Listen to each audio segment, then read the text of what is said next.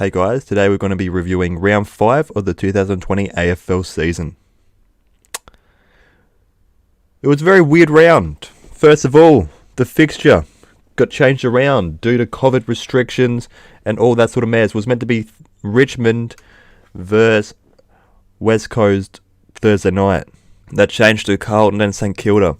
It was an interesting game Thursday night, Carlton versus St Kilda. St Kilda looked amazing once again, showing that they may not be fluking this season. Their new recruits are playing extremely well. Brad Hill, Dan Butler, probably their biggest acquisition during the off-season. Didn't look like it, but he is showing how good he really is. St Kilda get home by 18 points. They never really lost control of the game.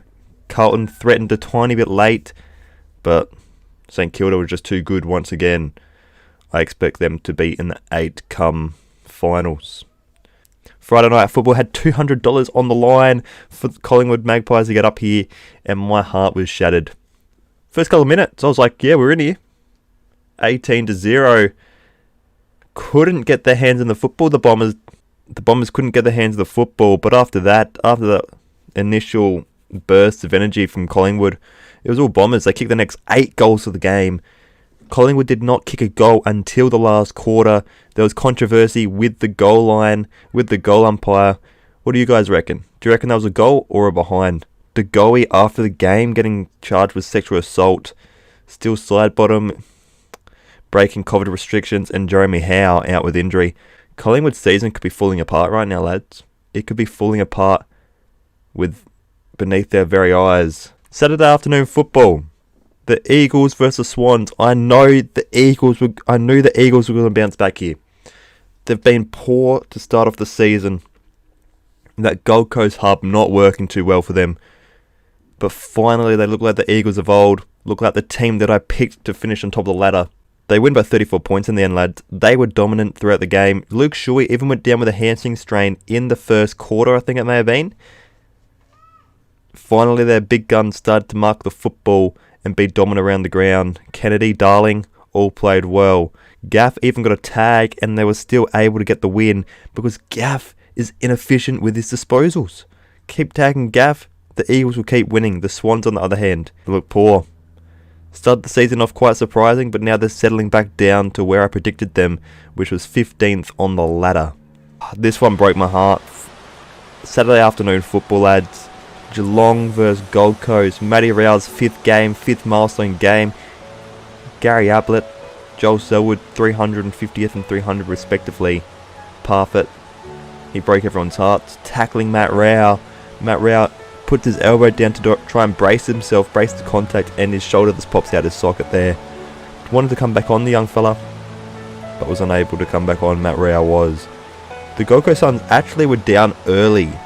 Matt Rao gets injured. The Gold Coast Suns have a surge. They came back a little bit in the third quarter, and they actually took the lead for a little bit. But then the Geelong Cats, I think their experience in the end overcame the Gold Coast Suns as they kicked the next 4 or 5 goals and then ran away with it in the last quarter. Geelong Cats got home by 37 points in the end. How are the Gold Coast going to go with Matt Rao? We don't know how long he's out for. I've searched up in Google.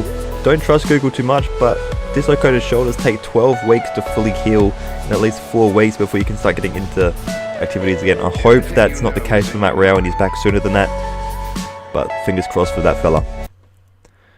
Saturday night football, game 1. Bulldogs versus North Melbourne. I thought the Bulldogs would win. I know that they're a good starting team and the North Melbourne Kangaroos are a good finishing team, but I did not expect a blowout here. The Bulldogs are becoming an amazing team before our very eyes. It's shocking. It's really, really shocking.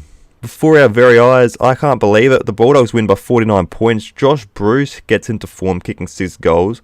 Even Bailey Smith, a good up-and-coming player, sophomore year, gets knocked out the first minute of the game. Injuries galore for North Melbourne Kangaroos as well. Ben Cunnington looks out for a little while as well. Bulldogs get home by 49 points in the end. They played outstanding, 87-38. The other Saturday night game, in my tips, I got upset that people were writing off Port Adelaide.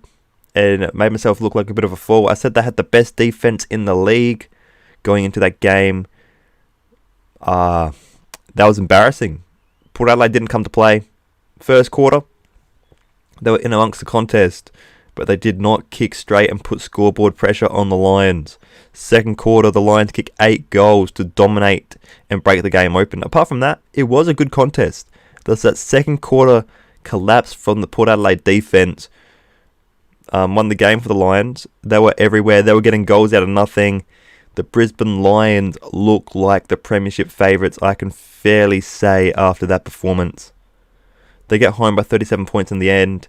I expect Port Adelaide to bounce back next week against the Giants, though. Wow, primetime USA. How good of a game this would be. Sunday afternoon football.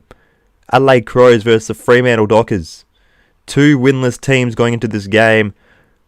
And you can see why. Their skill in this game is so far below par to everyone else in the competition. Missed targets, turnovers, poor goal kicking from the Adelaide Crows. They should have won this game, the Adelaide Crows. They played terrible, but they should have won. That's how bad Fremantle also played. Adelaide Crows controlled half the game, but they're letting teams get easy disposals on them. Just man up the short kick, make them kick long to a contest. Fremantle tore Adelaide apart in the first half. Adelaide only managed 1 goal at the half, but third quarter, just like they did against Brisbane last week, they actually did a bit of a surge. They managed to tie up the game with about a minute left before Mundy had a shot to put the Dockers up. He misses, but they go up by 1 point at 3/4 time. Ever since then, the Dockers run away with it in the fourth quarter. Matt Taberner kicks one, and the Freo Dockers get up by 20 points in the end. It was a disappointing outing for the Crows again. They managed to somehow let a game slip. Sloan, the captain for the Crows, not looking too good at all. Looking like a shell of his former self. Taylor Walker probably needs to retire. Yeah, they're in all sorts. The news about the camp, poor culture down at Adelaide Crows at the moment, not too much I can say on that. Sunday afternoon football. Melbourne Demons versus the Richmond Tigers. I predicted them by 27 points, and guess what? They won by 27 points.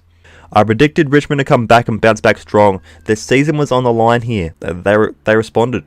They responded with full effect. They responded hard. They went hard at the contest. Their pressure was back from their small forwards. Melbourne did good to keep in the game, but the Tigers were good.